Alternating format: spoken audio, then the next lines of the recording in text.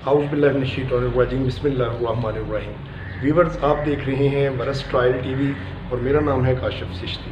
دوستو، سلطان مراد کے ہاں ایک بچے نے 1432 کو آنکھ کھولی۔ اس بچے کا نام محمد رکھا گیا اور اس کی پیدائش کا سال بہت ہی بابرکت تھا۔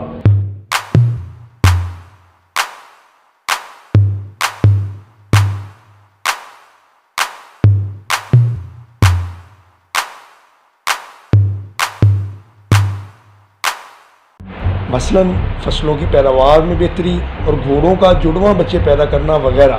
قسطنطنیہ میں دمدار ستارے کا ظہور ہوا، جس کی تعبیر کچھ اس طرح سے ہوئی کہ قسطنطنیہ کے متعلق صلیبیوں کے دلوں میں مختلف قسم کے خدشات پیدا ہونے لگے۔ محمد کو بہت ہی کم عمری میں ہی عماسیہ ریاست کی گورنری سونپ دی گئی تاکہ ان کو پریکٹیکلی حکومت کا تجربہ حاصل ہو سکے۔ ان کی تربیت کے لیے بہترین اساتذہ کا انتخاب کیا گیا۔ محمد ثانی نے وہاں مذہبی تعلیم کے ساتھ ساتھ دنیاوی اور تمام بنیادی فنون میں مہارت حاصل کی۔ 1444 میں محمد کے والد سلطان مراد نے گوشہ نشینی اختیار کر لی اور اپنے تخت اپنے اس ہونہار اور قابل بیٹے کو دے دیا، جس کی قابلیت پر ان کو مکمل بھروسہ تھا۔ پھر ان کی ابھی عمر کم ہی تھی کہ وارنا کی جنگ سے خدشات جو تھے وہ اس سلطنت پر منڈرانے لگے۔ سلطان محمد نے اپنے والد محترم کو اس صورتحال سے خط کے ذریعے آگاہ کیا اور آنے کی درخواست کی تاکہ وہ فوج کی کمان سنبھال سکیں، لیکن ان کے والد محترم نے زاہدانہ زندگی کو زیادہ اہمیت دی۔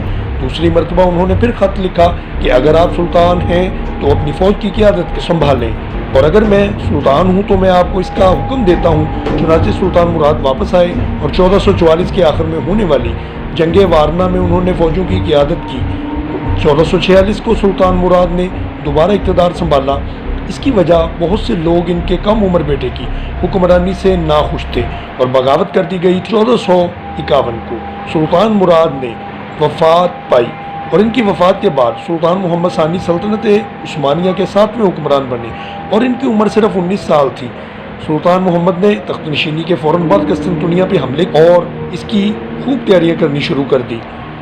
قسطنطنیہ بہت ہی اہم شہر تھا، اس کو فتح کرنا بھی بہت مشکل کام تھا کیونکہ اس کے 3 اطراف سمندر تھا اور صرف ایک طرف خشکی کا راستہ ہونے کی وجہ سے زمینی افواج اسی طرف سے حملہ آور ہو سکتی تھی، اور شہر کے گرد ایک مضبوط قلعہ بھی تھا جس کی دیوار 3 تہوں پر مشتمل تھی اور ناقابل تسخیر سمجھی جاتی تھی۔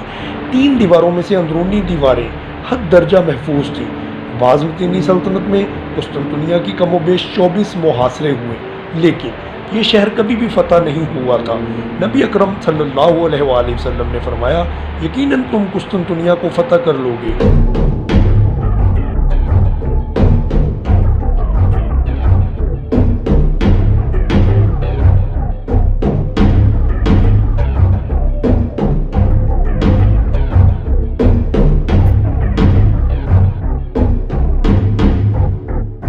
اور امیر اس کا باکمال ہوگا اور وہ لشکر بھی بہت باکمال ہوگا۔ اس فرمان مصطفیٰ صلی اللہ علیہ وآلہ وسلم کی بدولت مسلمانوں کے ہر امیر، سپاہ سالار اور سلطان کی یہ دلی خواہش تھی کہ وہ قسطنطنیہ کو فتح کر لے، اور اس کی ابتدا صحابہ رضی اللہ تعالیٰ عنہما کے دور سے ہی شروع ہو چکی تھی۔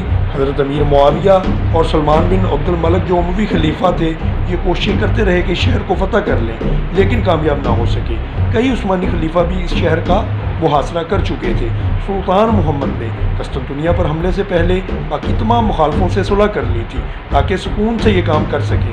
سلطان نے قسطنطنیہ سے 5 میل کے فاصلے پر ایک تاریخی قلعہ تعمیر کیا۔ اب مسلمانوں کی اجازت کے بغیر کوئی جہاز وہاں سے نہیں گزر سکتا تھا۔ اتدھرنا میں سلطان محمد نے 1.5 لاکھ فوج جمع کی تھی، لیکن صرف فوجی قوت سے شہر کو فتح کرنا مشکل تھا۔ قلعے کی مضبوط دیواروں کو توڑنے کے لیے خشکی کی جانب سے توپوں کے حملے کی شدید ضرورت تھی۔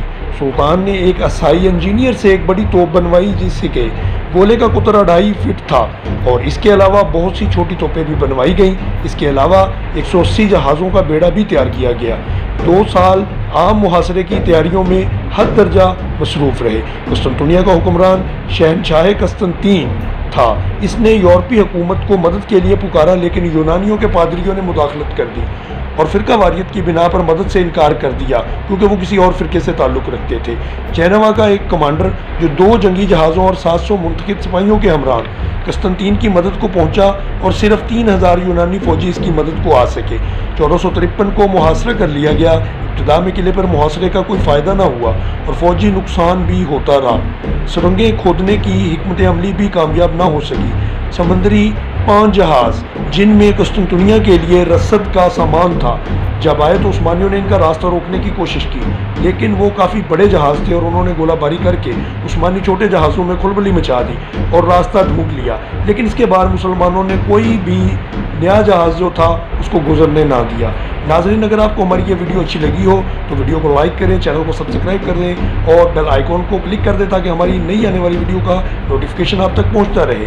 آگے بڑھنے سے پہلے ہم آپ کو بتائیں گے کہ سمندر کی طرف شاخ زرعی جس کو گولڈن ہانگ کہتے تھے، آبنائے باسفورس کی ایک قدرتی خلیج تھی جو شہر قسطنطنیہ کے یورپی حصے کو 2 حصوں میں تقسیم کرتے ہوئے ایک قدرتی بندرگاہ بناتی تھی۔ اس کے مقام داخلہ پر بازنطینی حکمرانوں نے ایک بہت بڑی زنجیر نصب کر رکھی تھی اور صرف وہی جہاز بندرگاہ میں داخل ہو سکتے تھے جو ان کی مرضی سے گزرتے، اور اسی وجہ سے سلطان محمد کی فوج وہاں سے نہیں گزر سکتی تھی۔ تو پھر سلطان محمد نے کس طرح سے قسطنطنیہ کو فتح کر لیا، یہ جاننے کے لیے ہماری اگلی ویڈیو کو ضرور دیکھیں اور ہمارے چینل کو سبسکرائب کریں تاکہ ہماری ہر نئی آنے والی معلوماتی ویڈیو آپ تک پہنچ سکے۔ شکریہ۔